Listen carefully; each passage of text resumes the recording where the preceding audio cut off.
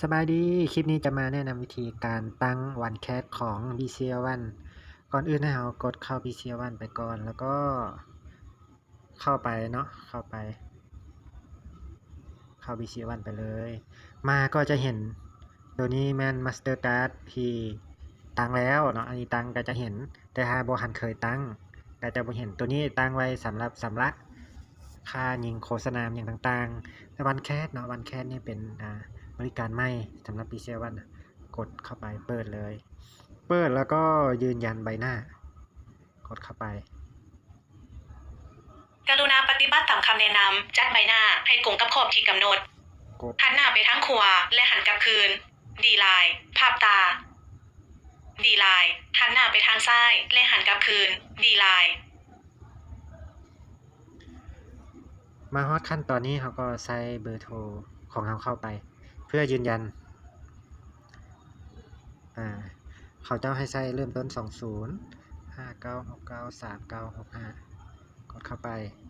กดเข้ามาแล้วก็ตัวนี้จะเป็นข้อความตัวนี้จะส่งมาในข้อความกดเข้ามาเบิ่ง BCL1 ส่งมาเวลาตัวรุ่มเนาะตัวรุ่มมันจะส่งอันนี้เคยยืนยันไป043609 043609กลับมา BCL1 043609ต่อไปแล้วก็บันทึกการเปิดนำซ้ายไม้ปึ้งเข้ามาแล้วก็กดเข้ามาอันนี้ก็จะเห็นเลยถ้าเรากดเข้าไปตัวนี้ก็เป็นคือกันเนาะเป็นคือกันเลยเมนูหลายๆอย่างคือว่าคือกับวันเพแต่การใช้งานเนาะการใช้งานนี้ก็คล้ายๆกันเลยแล้วตัวนี้นี่ใช้สำหรับอันเนาะสร้างวงเงินเพื่อส่งเป็นของขวัญหรือเอาไป